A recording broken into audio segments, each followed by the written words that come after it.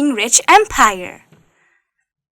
As we've seen before, during Umar ibn Tala's time, the major parts of Persia happily joined the Muslim empire to get their religious freedom and basic human rights.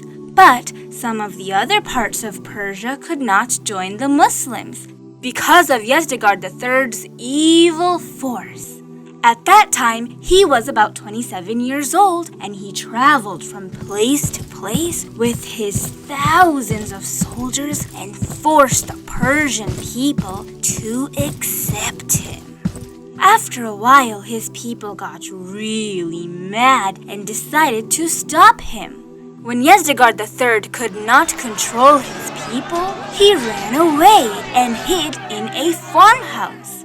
When a farmer saw him, he became greedy and destroyed Yazdegerd III to get all of his expensive things that he was wearing. Then he threw him into the water. After Yazdegerd III finally died, the Persians were free and were able to join the Muslim empire with Caliph Uthman ibn Tala as their leader. To understand what type of leader Caliph Uthman ibn Tala was, we first have to understand what his biggest job was and what he was an expert in. If we go back towards the end of Umar ibn Tala's time, the empire grew super big really fast. By the time Caliph Uthman ibn Tala came to power, the Muslim empire was extremely big, and many of these places only recently became a part of the Muslim empire. So Uthman ibn Tala had an extremely important job, ruling over the giant Islamic empire. Caliph Uthman ibn Tala was from the powerful Umayyad family who had very good business skills and knew how to rule over the people. Abu Sufyan and his family were also part of the Umayyad family, which was why they used to be part of the leadership position in Mecca. At the beginning, when Islam was first spreading to the people of Mecca, the Umayyad family was the main group who really hated the Muslims. Because they were powerful and a ruling family, the general people in Mecca also followed them. At the end of Prophet Muhammad ﷺ's prophethood, when the Muslims finally went back to Mecca, the main leader, Abu Sufyan, finally accepted Islam. Seeing this, the rest of the general people of Mecca soon also opened their hearts and came to the path of Islam. This shows how powerful the Umayyad family was and how much of an impact they had on the general people. One of Caliph Uthman ibn Tala's major goal was to make the empire economically strong. Because the Umayyad family was very good in business skills, he chose many of the governors for the Muslim empire from this Umayyad family. With Allah subhanahu wa ta'ala's help, within 12 years, he created a financially better empire.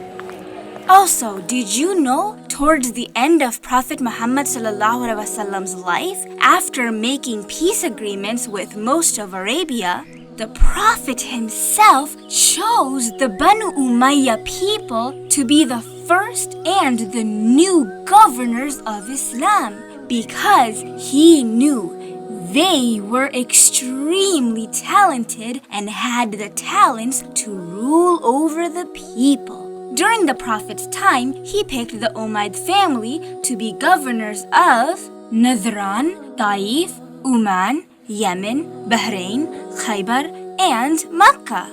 One of the other reasons why Prophet Muhammad ﷺ did this was to end the century-long fight that happened between the tribes. And that was one of the ways that the tribal clash ended during his time. One of Uthman Radantala's great economical plan was to have the government collect taxes. He created a centralized system so all of the tax money would first go to the capital, and then from there it would go to the people who needed it the most, so everyone could fairly benefit based on their needs. He also improved the system to properly record and calculate where all of the money was going. This powerful system helped take care all of the people in the empire and have a better structure for the welfare system that Umar Radantala introduced. This new system also helped Caliph Uthman Radantala to create many jobs by building bridges, courts, roads, canals, seaports, marketplaces, improved the farming system, and during his time built 5,000 new mosques all over the empire. Also, to have a better way to connect with the empire together, he greatly improved the mailing system. This mailing system created even more businesses by connecting the different parts of the Muslim empire so that the general people could do better business and live a better life. It was like he was rebuilding a better empire in an economical way that united the Muslim Ummah together. The other very important thing that Caliph Uthman Radantala did was changing the way the army was set up. Before, the Caliph was the only person who directly commanded the commander-in-chiefs on what to do and where to go.